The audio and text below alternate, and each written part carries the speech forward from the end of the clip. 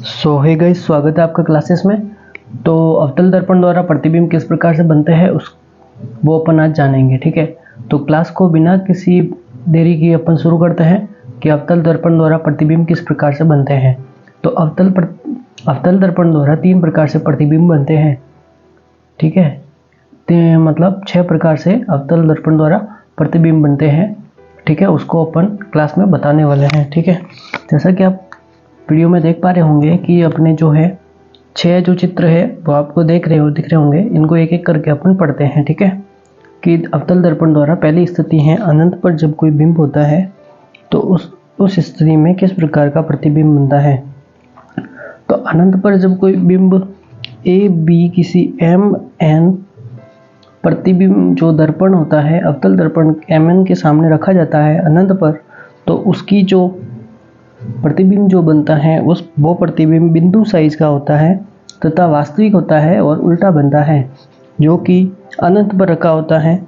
ठीक है, और उसकी जो रेखा जो होती है एफ फोकस पर आकर मिलती है।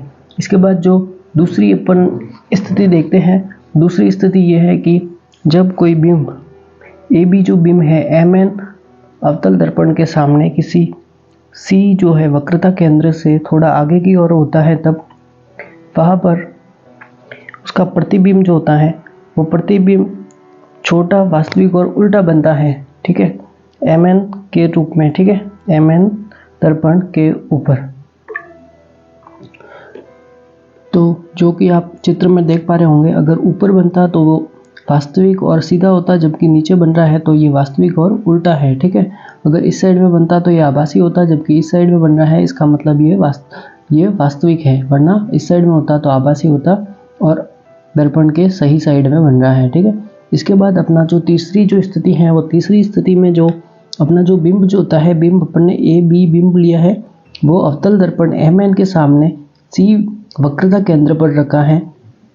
तो उस स्थिति में प्रतिबिंब जो है वो उसी के समान और रियल वास्तविक तथा उल्टा बनेगा। ठीक है, उसी के समान वास्तविक तथा उल्टा बनेगा। ठीक है, जो कि उसके मुख्य फोकस पे आकर उसकी रेखाएं मिलेगी तो ये समान रियल यानी वास्तविक समान आकृति का वास्तविक और उल्टा बनेगा। ठीक है, इसके बाद चौथी स्थिति में अपन आते हैं कि जब कोई बिंब उसके फोकस और वक्रता केंद्र के मध्य स्थिति में ए बी रखा जाता है, तब उसकी जो स्थिति होती है वह उल्टा वास्तविक तथा विवर्धित होता है। विवर्धित यानी ये यहाँ पे ए बी डैश, ये जो ए बी है इसकी जो प्रतिबिंब बना है वो यहाँ पे इतना बड़ा बना है, ज़्यादा बड़ा बना है, इसे विवर्धित अपन कहते हैं। ठीक है,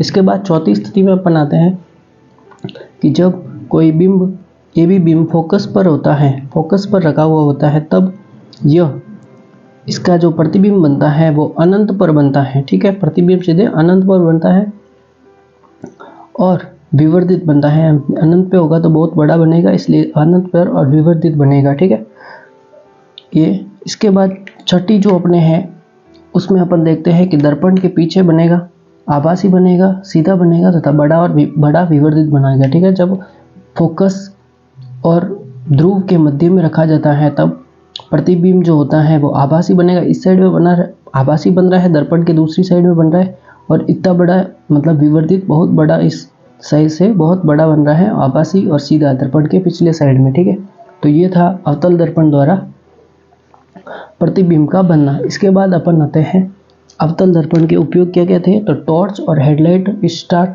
सर्च लाइट, इस सब कामों में अवतल दर्पण का उपयोग किया जाता है। इसके बाद अपन आते हैं उत्तल दर्पण द्वारा प्रतिबिंब का बनना। ठीक है, तो उत्तल दर्पण द्वारा प्रतिबिंब 2 प्रकार से बनते हैं, वो अपन अभी पढ़ेंगे। ठीक है, तो जैसा कि आप चित्र में देख पा रहे होंगे कि अवतल दर्पण के बाद अपन आते हैं उत्तल दर्पण में। तो उत्तल दर्पण में जब बिंब जो होता है वो अनंत पर होता है, जैसे कि आप देख सकते हैं ए बी बिंब अनंत पर दिखाया गया है। इसको जब अपन उत्तल दर्पण के सामने रखते हैं तो उसकी जो होता है वो अत्यधिक छोटा बिंदु साइज और आभासी तथा सीधा प्राप्त होता है। ठीक है, अत्यधिक छोटा बिंदु साइज आभासी प्राप्त होता है तथा दूसरी स्थिति में जब बिंब जो होता है उसको सामने रखने पर वो छोटा और आभासी और सीधा प्राप्त होता है। ये थे उत्तल दर्पण के प्रतिबिंब, ठीक है। तो इनमें से आपके बोर्ड एग्जाम या फिर कोई से भी एग्जाम्स में आपके क्वेश्चन पूछा जाता है और ये टॉपिक इम्पोर्टेंट टॉपिक है। तो अभी अपन ने इसको बहुत अच्छे से पढ़ लिया है, ठीक है। और अगर आपको कोई डाउट हो तो कमेंट सेक्शन में बता सकते हैं। और यहाँ तक बने रहने के लिए धन्यवाद and thanks for watching and subscribe channel.